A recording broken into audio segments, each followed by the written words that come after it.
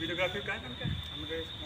अमरेश कुमार यादव जी भी हमारे समय दे रहे हैं, क्योंकि आज तो समय इस बात का भी है कि कोई कार्यक्रम हम करते हैं और उसको अगर सुरक्षित नहीं रख पाते हैं तो दिक्कत होती है। बड़ी महत्वपूर्ण विषय है इस बात का।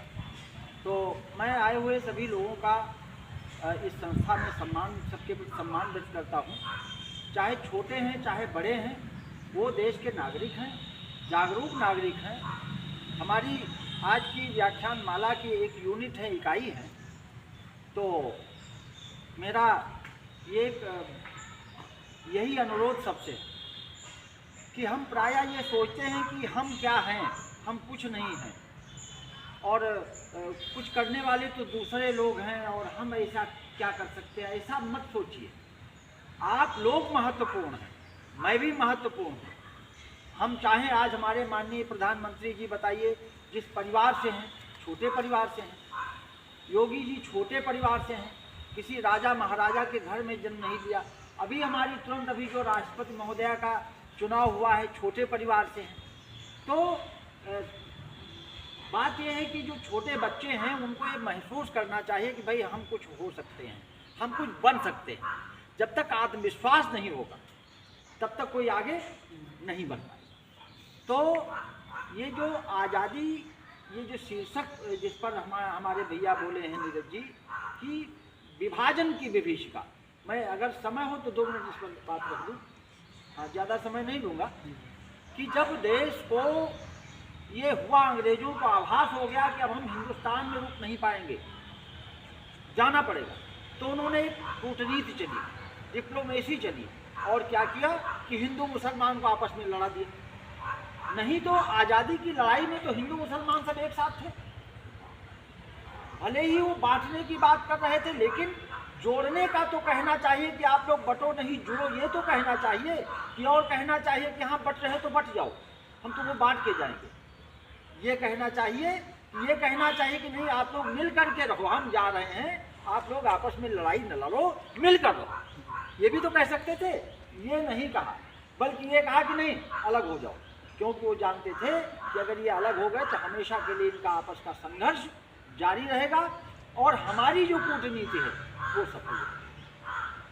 संक्षेप में वो दिन 14 अगस्त 1947 का और वो रात, जैसा कि आपने, हम लोग बहुत सारी चीज़ें पढ़ते हैं लेकिन गदर फिल्म देखा होगा। गदर फिल्म बहुत से लोगों ने गदर फिल्म में ही देख लीजिए कितनी भीषण परिस्थितियां सामने हैं, कितना बीभत्स दृश्य है। और जैसा कि इतिहास बताता है, लोग बताते हैं, तमाम लोग जो आकर बसे हैं कि पूरी की पूरी ट्रेन जो थी लाशों से आती थी। कराची से, लाहौर से जो गाड़ी आती थी, ट्रेन आती थी, वो केवल ड्राइवर और गार्ड रहते थे, बाकी सब लाशें अंदर घुस करके लोगों को मारा गया, धन लूट लिया गया, लोगों के खेत वहीं रह गए, जमीनें वहीं रह गई। बात इसलिए उसको याद क्यों किया जाता है? आज आज़ादी की ये जो विभाजन की विभीषिका इसलिए कि सावधान होने की ज़रूरत है। हमें यहाँ अनेकता से कुछ होना नहीं है, एक होकर रहना है, लड़ाई नहीं करना है। और जो लड़ाई की बात करें उन्हें मुंह तोड़ जवाब देना। अगर हिंदू मुसलमान और सिख ईसाई की बात करके देश को आगे बढ़ाना चाहेंगे तो ये देश आगे नहीं बढ़ पाएगा। इसलिए जो विभाजन की बात करते हैं वो हमारे साथ विश्वासघात करते हैं। इस बात को हमें समझना होगा, तब हमारा देश मजबूत बनेगा।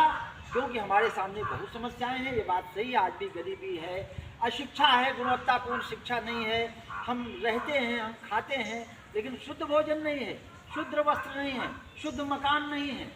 आप गर्मी में सड़ते हुए कब्रों में अगर रहें तो क्या वो मकान कह दिया जाएगा? कह दिया जाता है।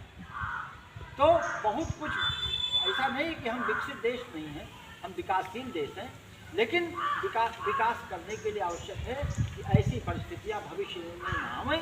जो कुछ हो रहा है, इन्हीं शब्दों के साथ मैं ये दोहरा रहा हूँ कि सब लोग भाई भारत माता की जय। और हम सब तो आप नारा लगाएंगे एक, भारत माता की जय, भारत माता की जय। हम सब एक हैं, हम सब एक हैं, हम सब एक हैं। धन्यवाद। जय हिंद। दूसरा वो डाइस वाला ले लें। दिक्कत आएगा नहीं तो, और ये ले लिए हो तो चारों तरफ का ठीक।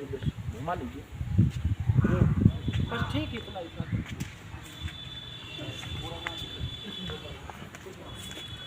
ठीक है, जी फिर